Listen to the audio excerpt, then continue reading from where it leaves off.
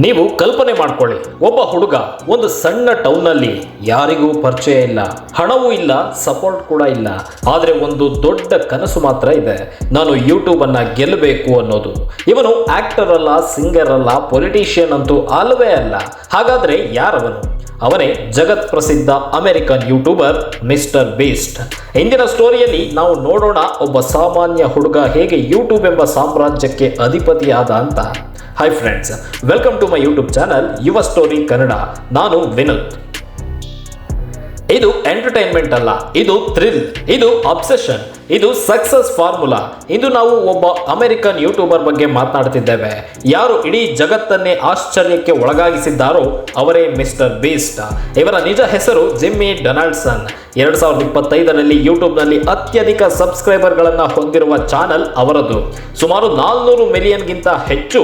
ಅವರ ದೊಡ್ಡ ಚಾಲೆಂಜ್ಗಳು, ದಾನ ಧರ್ಮಗಳು ಮತ್ತು ವೈರಲ್ ವಿಡಿಯೋಗಳಿಂದಲೇ ಸಖತ್ ಫೇಮಸ್ ಆದವರು.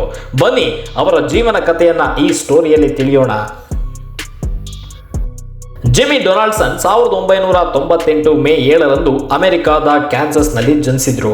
ಬಾಲ್ಯದಲ್ಲಿ ಅವರ ಕುಟುಂಬ ಮಿಲಿಟರಿ ಕಾರಣದಿಂದ ಹಲವು ಕಡೆ ಸ್ಥಳಾಂತರಗೊಂಡಿತು. 13 ವರ್ಷ ವಯಸ್ಸಿನಲ್ಲಿ 2012ರಲ್ಲಿ ಯೂಟ್ಯೂಬ್ ಚಾನಲ್ ಆರಂಭಿಸಿದ್ರು. ಮೊದಲು ಮಿಸ್ಟರ್ ಬೀಸ್ಟ್ 6000 ಎಂಬ ಹೆಸರಿನಲ್ಲಿ ಗೇಮಿಂಗ್ ವಿಡಿಯೋಗಳು ಅಪ್ಲೋಡ್ ಮಾಡ್ತಿದ್ರು. ಆದರೆ ದೊಡ್ಡ ಯಶಸ್ಸು ಬಂದಿದ್ದು ಮಾತ್ರ 2017ರಲ್ಲಿ. 1 ಲಕ್ಷಕ್ಕೆ ಎಣಿಕೆ ಮಾಡಿದೆ ಎಂಬ ವಿಡಿಯೋ ವೈರಲ್ ಆಯಿತು. ಆ ಒಂದು ವಿಡಿಯೋದಿಂದ ಪ್ರಪಂಚದಲ್ಲಿ ಸಖತ್ ಸೌಂಡ್ ಮಾಡಿತ್ತು. ಆ ಕಾಲಕ್ಕೆ ಮಿಸ್ಟರ್ ಬೀಸ್ಟ್ ಹಣ ಖರ್ಚು ಮಾಡಿ ದೊಡ್ಡ ಚಾಲೆಂಜ್ಗಳನ್ನು ಮಾಡ್ತಾರೆ.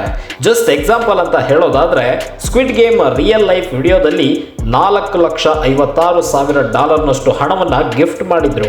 ಆ ಒಂದು ವಿಡಿಯೋವನ್ನ ಯೂಟ್ಯೂಬ್ನಲ್ಲಿ ಬಿಲಿಯನ್ ಗಟ್ಟಲೆ ವ್ಯೂಸ್ ಪಡೆದುಕೊಂಡು ವಿಶ್ವದೆಲ್ಲೆಡೆ ಸಿಕ್ಕಾಪಟ್ಟೆ ಟ್ರೆಂಡ್ ಆಗಿತ್ತು. ಮಿಸ್ಟರ್ ಬೀಸ್ಟ್ ಅವರನ್ನ ವಿಶೇಷವಾಗಿಸೋದು ಅವರ ದಾನ ಧರ್ಮ. ಅವರು ಟೀಮ್ ಟ್ರೀಸ್ ಎಂಬ ಕಾರ್ಯಕ್ರಮದಲ್ಲಿ 20 ಮಿಲಿಯನ್ ಮರಗಳನ್ನ ನೆಡಲು $20 ಮಿಲಿಯನ್ ಸಂಗ್ರಹಿಸಿದ್ರು. ಟೀಮ್ ಸೀಸ್ ಎಂಬ ಕ್ಯಾಂಪೇನ್ ನಿಂದ ಸಮುದ್ರದಿಂದ 30 ಮಿಲಿಯನ್ ಪೌಂಡ್ ಕಸ ತೆಗೆದ್ರು. 2025ರಲ್ಲಿ ಟೀಮ್ ವಾಟರ್ ಮೂಲಕ ಸ್ವಚ್ಛ ನೀರು ಕಾರ್ಯಕ್ರಮಕ್ಕೆ $40 ಮಿಲಿಯನ್ ಗಿಂತ ಹೆಚ್ಚು ಸಂಗ್ರಹಿಸಿದ್ರು. ಅವರು ಕುರುಡರಿಗೆ ದೃಷ್ಟಿ ನೀಡುವ ಶಸ್ತ್ರಚಿಕಿತ್ಸೆ, ಕಿವುಡರಿಗೆ ಕಿವಿ ಆಪರೇಷನ್, ಮನೆಗಳನ್ನ ಕೊಡೋದು, ಇಂತಹ ಅನೇಕ ಕೆಲಸಗಳನ್ನ ಮಾಡಿ ಒಳ್ಳೆಯ ವ್ಯಕ್ತಿ ಅನ್ಸ್ಕೊಂಡಿದ್ದಾರೆ. ಅವರ ಬೀಸ್ಟ್ ಫಿಲಾಂಥ್ರಫಿ ಚಾನಲ್ ಸಂಪೂರ್ಣವಾಗಿ ದಾನಕ್ಕಾಗಿ ಮೀಸಲಿರಿಸಿದ್ದಾರೆ. ನಿಮಗೆ ಈ ಟೀಮ್ ಟ್ರೀಸ್ ಅಂದ್ರೆ ಅರ್ಥವಾಗೋಲ್ಲ ಅನ್ಸುತ್ತೆ. ಅದಕ್ಕೆ ಒಂದು ಚೂರು ಎಕ್ಸ್ಪ್ಲೈನ್ ಮಾಡ್ಬಿಡ್ತೀನಿ ಕೇಳಿ. ಈ ಟೀಮ್ ಟ್ರೀಸ್ ಅನ್ನೋದು ಮಿಸ್ಟರ್ ಬೀಸ್ಟ್ ನ ಒಂದು ಕಾರ್ಯಕ್ರಮ. ಈ ಕೆಲಸವನ್ನ 2019ರಲ್ಲಿ ಈ ಬೀಸ್ಟ್ ಶುರು ಮಾಡ್ತಾರೆ. ಇವರಿಗೆ ಮಾರ್ಕ್ ರೋಬರ್ ಎಂಬುವರು ಸಾಥ್ ಕೊಡ್ತಾರೆ.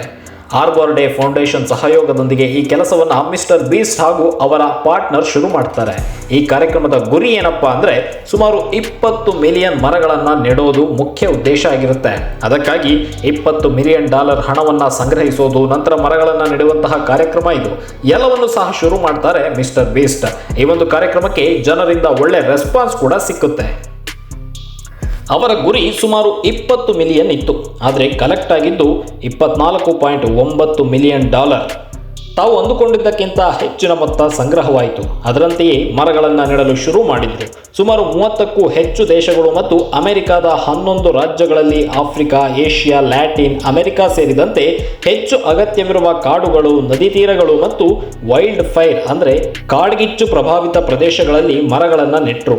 24 ಮಿಲಿಯನ್ಗಿಂತ ಹೆಚ್ಚು ಮರಗಳನ್ನು ನೆಡಲಾಗಿದೆ ಎಂದು ಮಿಸ್ಟರ್ ಬೀಸ್ಟ್ ಅವರ ಅಧಿಕೃತ ವೆಬ್ಸೈಟ್ ಹೇಳುತ್ತೆ.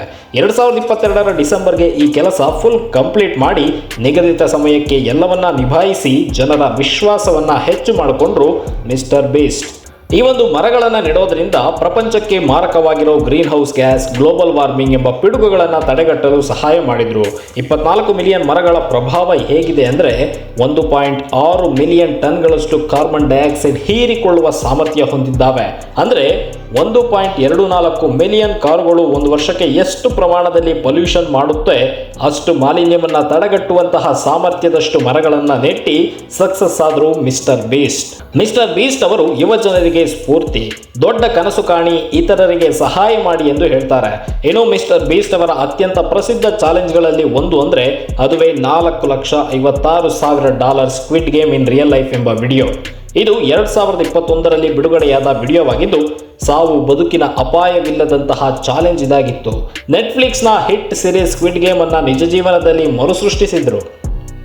ಹಾಗಾದರೆ ಈ ಚಾಲೆಂಜ್ನ ಡೀಟೇಲ್ಸ್ ಏನು ಅಂತ ನೋಡೋದಾದರೆ ಸುಮಾರು 456 ಜನ ಸ್ಪರ್ಧಿಗಳು, ಗೆದ್ದವರಿಗೆ $4,56,000 ಅಂದರೆ ನಮ್ಮ ಭಾರತದ ರೂಪಾಯಿಯಲ್ಲಿ 3.8 ಕೋಟಿಯಷ್ಟು ದುಡ್ಡು ಬಹುಮಾನವಾಗಿ ಘೋಷಿಸಿದರು. ಬಟ್ ಇಲ್ಲಿ ಗೆಲ್ಲೋರಿಗೆ ಮಾತ್ರವಲ್ಲ, ಸೋತವರಿಗೂ ಮಿಸ್ಟರ್ ಬೀಸ್ಟ್ ಗಿಫ್ಟ್ ಕೊಟ್ಟಿದ್ರು, ಅದು $2,000. ಇನ್ನು ಈ ಚಾಲೆಂಜ್ಗೆ ಬೃಹದಾಕಾರವಾಗಿ ಸೆಟ್ ಹಾಕಲಾಗಿತ್ತು. ಈ ಸೆಟ್ಗೆ ಸುಮಾರು $3.5 ಮಿಲಿಯನ್ ಹಣ ಖರ್ಚಾಗಿತ್ತು.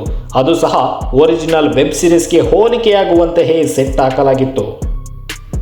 ಆ ಒಂದು ಗೇಮ್ನಲ್ಲಿ ಸುಮಾರು 7 ಆಟಗಳನ್ನು ಆಡಿಸಲಾಯಿತು. ಅದುವೇ red light, green light, dalgona candy, marbles, tug of war, ddakji, glass bridge, finally musical chase.